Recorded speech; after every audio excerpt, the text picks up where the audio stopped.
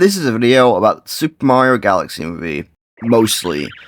I'm not gonna sugarcoat it, you can probably figure it out just by looking at the date this video is coming out. Video games are no strangers to movie adaptations. They've been around for almost as long as video games themselves, because God forbid an adult human being play a video game. No, it must be experienced in a respectable format, like movies or sometimes TV shows. Yet, for some reason, no one can figure out how to crack the formula on these damn things.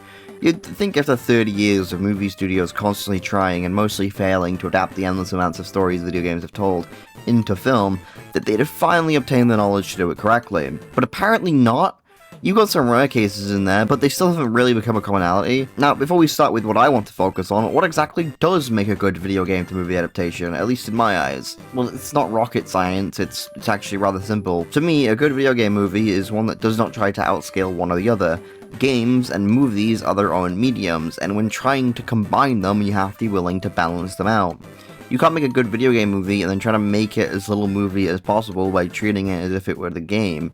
I shouldn't have to spell this out for some people, but movies aren't video games. What works in a game won't always work in a movie.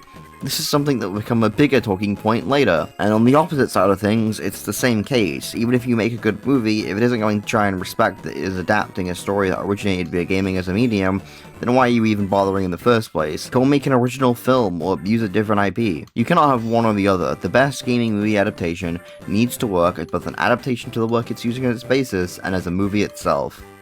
Let's talk about Mario and Sonic the Hedgehog. But today, I also wanted to reveal our key cast members who will be voicing Mario and his friends in the movie. While originating from and being a mostly gaming franchise, Mario has quite his foot in the door when it comes to the movie and TV experience. Mario isn't new to this stuff. While he did disappear from the medium for quite a while, he's still got the experience. That hiatus, though, is why it came as quite a surprise when Illumination announced that they were in fact doing a Super Mario movie in collaboration with Nintendo, and then proceeded to announce Chris Pratt as the voice of Mario. That stood up a lot of controversy. However, for the record, I honestly don't really think it bothers me that much. Chris Pratt's personal issues aside, the likelihood of Charles Martinet ever doing this movie was 0 to none, and Chris himself has a voice acting history. Considering the rest of the cast, he was most likely chosen partly due to him being a big celebrity that would get eyes on the film, not that they really needed it, but I also don't think it's fair to treat him like he isn't a voice actor. The real issue with movie Mario is that he's goddamn boring. In the first movie, he was fine. It made sense considering the movie is meant to serve as an origin story for him and Luigi, but with the second movie, it's like any and all idea of what to do with him was utterly lost. Game Mario and movie Mario don't feel like they're meant to be the same character in the slightest. In a way, I do kind of get it because they have to change him to make him an actual character, but that doesn't mean you have to remove Mario's core personality that has been persistent for 40 years now. And thinking about it, this might be why Chris does work as movie Mario, because while I could never even once imagine Chris playing Mario in the games, his voice is perfect for how Mario is written in the movies. Now, with that pointed out, just based on what I'm saying, you'd probably think the problem with these movies is that they're more movies than they are video game adaptations. Somehow, it's the opposite. Mario movies are filled with video game locations, characters, the whole sorts, and for the most part, they're visually pretty stunning and animated in a way that feels true to how Mario should feel in a movie. There are gripes I have with the character designs, but at the end of the day, this does work. And not every character is written like Mario. I think the biggest standouts for me are Yoshi, Toad, and Luigi. They're each fun and unique cast members that are all really fun to watch, and arguably could carry the movies on their own. I'm so serious when I say I would genuinely take a full movie just about those three characters. In my eyes, they are perfect adaptations, maybe a little less so for Toad, but I still really enjoy watching him regardless.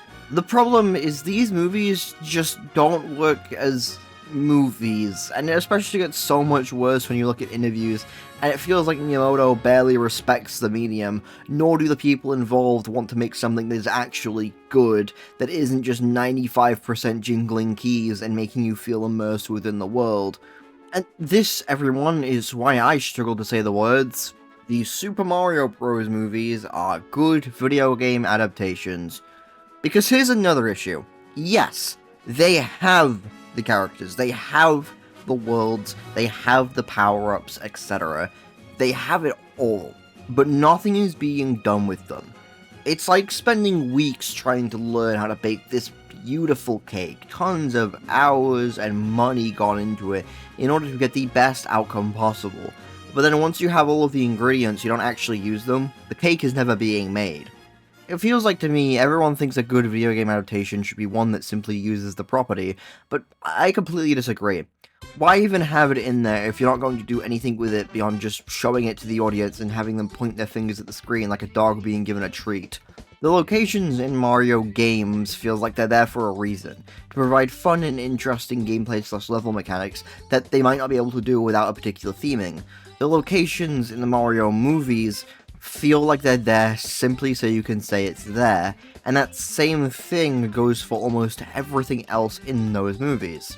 This is even more true after the Galaxy movie, which was barely even a Galaxy movie, Rosalina having almost no screen time, and locations within Galaxy itself appearing to be nothing more than a quick, "Hey, look, it's the place from the game," without serving any real purpose to the story. And I'm tired, so deeply tired of everyone who tries to defend these films pulling out the same old argument when addressing the lack of a real story of any sense of quality in the writing.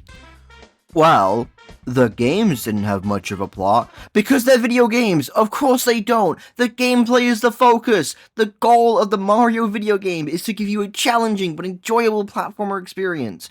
Movies don't have gameplay. The writing has to be a focus, otherwise why are you even making a movie? Go make a game! The same thing also goes for the following. They're kids' movies. They don't need to be deep, and unlike the prior take, I will actively see you as less of a person if you argue this, because as pretentious as this is going to sound, all it does is tell me you do not want children to grow up having good stories to help influence their life and personality.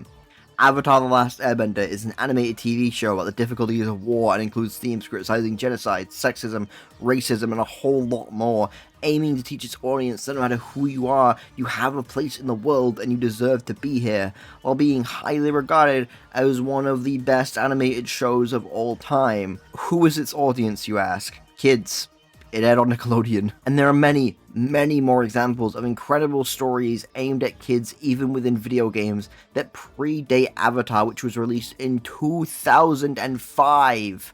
Now, of course, I'm not saying that every single piece of kids media needs to be on equal level with the story Avatar tells. What I am saying is that the Mario movies do not have an excuse. Regardless of whether you like them or not, I think it's very weird to actively attack anyone who simply wants these movies to get better and feel like they're being made with an ounce of respect for the medium Nintendo is trying to push themselves into. Especially when they're giving other Nintendo franchises movies as well now, such as with Zelda and reportedly Metroid. It's also likely that Star Fox will probably get one eventually, considering his major role in the Galaxy movie, and, which this was revealed after I wrote this part, his upcoming game, which is a remake of, well, I believe it's a remake of Star Fox 64, so, you know, they'll probably want to give him a movie at one point. But to be totally honest, I can't really talk about this fully without talking about the other side of the coin, so I guess it's time to address the elephant in the room, or shall I say Hedgehog. Konnichiwa? Similar to Mario, Sonic has had many different go-arounds when it comes to putting himself outside of video games, particularly when it comes to TV, with the franchise overall having 7 different TV shows released as of this video dropping, and that's not to mention the number of different animated short series they've done as well. Before 2020 though, the closest thing Sonic had to a movie was the Sonic OVA, which in the West was officially released as a direct-to-video movie 3 years after it came out in Japan, but it wasn't actually a movie, so it doesn't really count. Which meant that Paramount obtaining the rights to the Sonic IP would be the first time we'd ever see him on the big screen, and that was a pretty big deal. The Sonic movies have had a pretty rocky history. I'm sure everyone is already aware of that first reveal in 2019 that was received so poorly they had to go back and redo the entire design and restart the CGI already done for the film. It's safe to say though that now that we're 3 movies in, with the 4th one less than a year away, that the Sonic movies have definitely upped their game, and even from the start have offered more than the Mario movies do. While they're far from perfect, the Sonic movies are a lot more coherent as a narrative, and honestly just work better. It feels like they have actual stuff they're trying to say and do, even if they can at times feel like generic kids movies, which is the most present with Sonic 1. Ironically, both the Mario movies and the Sonic movies share the same issue of horribly mischaracterizing their protagonist in order to adapt them better into a movie format, while also having some of the best adaptations of the sidecast. Though, that being said, I find Ben's Sonic a lot more fun to watch than I do with Chris's Mario, even if he's arguably a worse adaptation of Sonic than Chris is as Mario. That's really the only issue they share though, because these two have always been kind of different sides of the same coin. Mario's films take a lot more from the games, they don't really work as movies and end up being poorer as a result. On the other hand, Sonic has been very heavily criticized for how little it's used of locations and characters from the games. Sonic 1, for example, is not really a Sonic movie at all. I prefer to describe it as being a buddy cop that also features Sonic Eggman. It really has little to do with Sonic, and I feel like you could replace these characters with any other major IP and it'd work about the same. Also, the Knuckles show, I'm not even discussing that one further, honestly, it'll just make me upset. The flames of disaster! While they have gradually introduced more characters and locations, with the current cast being Sonic, Eggman, Tails, Knuckles, and Shadow, with even appearances from Gun, Gerald Robotnik, Maria, and soon Metal Sonic and Amy, and having traveled to locations like Space Colony Arc, Ice Cap, Labyrinth Zone, etc., a lot of fans do still feel it's not enough, and I agree. I really think we heavily need more iconic Sonic locations, and even give us some more characters. Like, I don't think it should have taken us 4 movies to get Amy, who predates Shadow by almost 10 years. At this point, at least give us more of Green Hill, which is something a lot of Sonic fans didn't think they'd be asking for, but here we are. However, there is a stark difference between how Sonic handles the introductions of things from the games and how Mario does it. To put it bluntly, Sonic actually tries. While the output of how much Sonic adapts is very slow, at the very least, you know that when you get it, you're gonna get something pretty decent out of it that does try to tell a story. I felt so much excitement seeing Amy and Metal in Sonic 3's post-credit scene, because even if they aren't perfect adaptations, it's pretty much guaranteed the writing team will do something interesting to make them worth watching. Knuckles, for example, is arguably one of the best written versions of the characters in an era where he's been written rather poorly for the last few years. We finally got a version that mixes his known comedic stupidness in a way that doesn't feel disrespectful to how full of heart he is and always has been, with both his loyalty to his tribe and friends. Movie Knuckles is a great basis for Knuckles that I hope we see more of in the future. Same with Shadow and even Tails, who went a little underused in Sonic 2, but ended up getting a lot more to him in Sonic 3, and I still think even then, Tails has some pretty excellent moments in 2. The Sonic movies don't add these things for the sake of jingling keys in the face of the viewer, but to genuinely service the plot and enhance the story.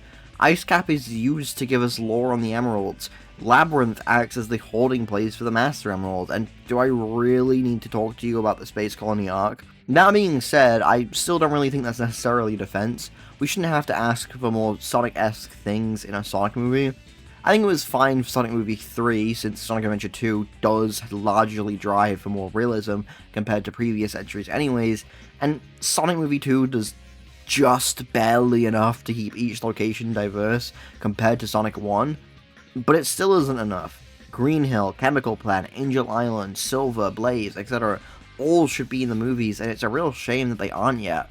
Which ends up being by far the biggest issue with these films, is that they just aren't doing enough to adapt the property that they're being tasked with. I'm hoping Sonic 4 changes that, but obviously the hopes are low. I also hope that they use more of the soundtracks from the games. That's one thing Mario massively has over Sonic right now, is that its movies actually use the game tracks for the movie soundtrack, rather than just generic cinema scores that you hear in every movie ever. But at least when it comes to the visual and writing components, I don't think this is being done out of contempt for the medium like it does for Mario. It's clearly just an issue with adapting Sonic into a live-action format, which is most definitely why these movies should have been animated, but at the same time, if these films weren't made in live action and targeted at a more general audience, we probably would not have gotten even a second movie, let alone 4 of them.